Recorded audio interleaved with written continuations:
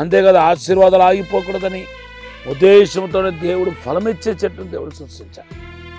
అంతేకాదు దేవుని యొక్క అతి ఉన్నతమైన స్వభావాన్ని తెలియపరుస్తుంది ఈ విత్తనం వేసే వృక్షం. విత్తనాన్ని ఎలాగైతే చెట్టు ప్రొడ్యూస్ చేస్తూ ఉంటుందో అలాగే కుటుంబంలో సమాధానాన్ని, సంతోషాన్ని దేవుడు మరి విస్తరింపచేస్తూ ఉంటాడు, మల్టిప్లై చేస్తూ ఉంటాడు. ఇప్పుడు మీకున్న ఆశీర్వాదాలు 1000 రెట్లుగా మరి విస్తరించబోతుందని ప్రభు చెప్తున్నాడు. ద్వితీయోపదేశకాండం 1:11 దేవుడు వాగ్దానం చేస్తాడు. ఈ మాట దేవుడు దీవించిన గాక.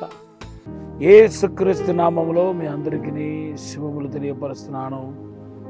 దేవుని యొక్క మహా గొప్ప కృపను బట్టి ఈరోజు దేవుని యొక్క వాక్యం అందించడానికి దేవుడు ఎంతగానో కృప చూపించాడు. ఈరోజు దేవుడు మీకు ఇచ్చిన వాగ్దానం యోహాను సువార్త 14:13-14. ఈ వాగ్దానాన్ని ఎత్తిపట్టి ప్రార్థన చేయండి. మీరు ఎక్కడెక్కడైతే అవమానపరచబడ్డారో, ఏ రకాల నిందలు ఎదుర్కొంటా వచ్చారో వాటికి తగిన ప్రతిఫలాన్ని దేవుడు ఇవ్వబోతున్నాడు. అవమానానికి బదులుగా రెట్టింపు ఘనతను ఇవ్వబోతున్నాడు. మీ తల పైకెత్తుకులానే చేయబోతున్నాడు.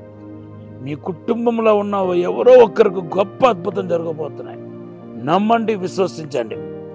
దేవుని బిడ్డలారా, ఆదికాండం 1:12-13 ఫలమిచ్చే వృక్షములను దేవుడు సృష్టించాడంట.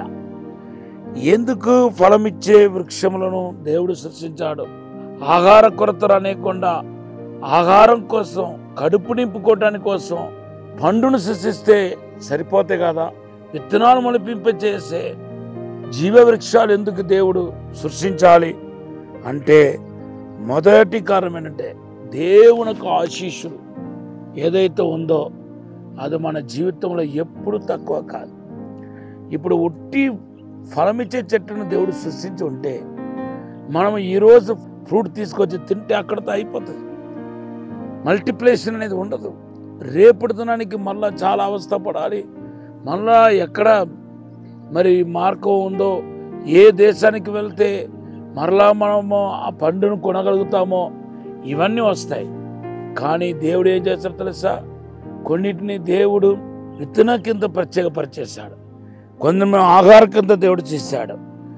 తీయబడిన విత్తనాల ఒక పని ఏంటంటే ఎవ్రీడే మల్టిప్లై చేయటం.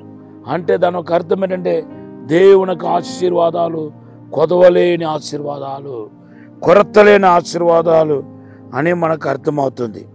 తర్వాత ప్రతి సంవత్సరం మరి కేవలం పండించిన చెట్టు అయితే ప్రతి సంవత్సరం ఎలా పండిస్తాయండి? దేవుని యొక్క ఉద్దేశం, దేవుని యొక్క వాగ్దానం నెరవేర్చడానికి అక్కడ ఛాన్స్ లేదు. అందుకొరకే దేవుడు ఆహారానికి ఉపయోగపడే, త్రోవపడే ఫండును సృష్టించడమే కాకుండా విత్తనాలు ఇచ్చే ఫండును దేవుడు సృష్టించాడు. ఎందుకంటే దాని ఒక అవసరతను దేవుడు గుర్తించాడు కాబట్టి. మూడవదిగా మనం చూస్తే దేవుడిచ్చిన ఆశీర్వాదాలు. ఎందుకు దేవుడు ఫలమిచ్చే ఫలవృక్షాలను సృష్టించడమే కాకుండా విత్తనం ఇచ్చే చెట్లను ఎందుకు దేవుడు సృష్టించాడంటే, దేవుని బిడ్డారా, దేవునికి ఆశీర్వాదాలు ఎప్పటికీ ఆగిపోదు. దేవుని కార్యాలు ఎప్పుడు ఆగిపోదు, అది కొనసాగించబడుతూనే ఉంటాయి.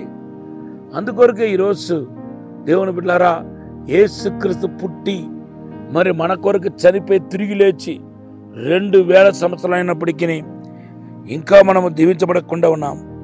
దేవుని ఆత్మ ఈరోజు మాట్లాడుతున్నాడు. దేవుని బిడ్డ, దేవుడు ఫలించే చెట్లు దేవుడు సృష్టించడానికి గల కారణం ఏంటంటే మన జీవితంలో ఎప్పుడు కొరత ఉండకూడదని, అంతేకాదు ఆశీర్వాదాలు ఆగిపోకూడదని ఉద్దేశంతోనే దేవుడు ఫలమిచ్చే చెట్టును దేవుడు సృష్టించాడు.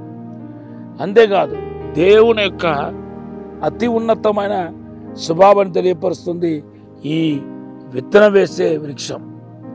విత్తనాన్ని ఎలాగైతే చెట్టు ప్రొడ్యూస్ చేస్తూ ఉంటుందో అలాగే కుటుంబంలో సమాధానాన్ని, సంతోషాన్ని దేవుడు మరి విస్తరింపచేస్తూ ఉంటాడు, మల్టిప్లై చేస్తూ ఉంటాడు. ఇప్పుడు మీకున్న ఆశీర్వాదాలు 1000 రెట్లుగా మరి విస్తరించబోతుందని ప్రభు చెప్తున్నాడు. ద్వితీయోపదేశకాండం 1:11 దేవుడు వాగ్దానం చేస్తున్నాడు. ఈ మాట దేవుడు దీవించిన గాక, ప్రభు ఆశీర్వదించిన గాక. పరిశుద్ధము నమ్మకమైన పరలోక తండ్రి, ప్రభా, ఇప్పుడే ఈ మాట వింటున్న ప్రతి ఒక్కరి జీవితంలో అద్భుతం జరిగించండి ప్రభా. విడుదల దయచండి ప్రభా, స్వస్థత ఇచ్చండి ప్రభా. మీరే ముట్టుమని, తాకుమని, బలపరచమని యేసు నామములో అడిగి వేడుకుంటున్నాం తండ్రి, ఆమేన్.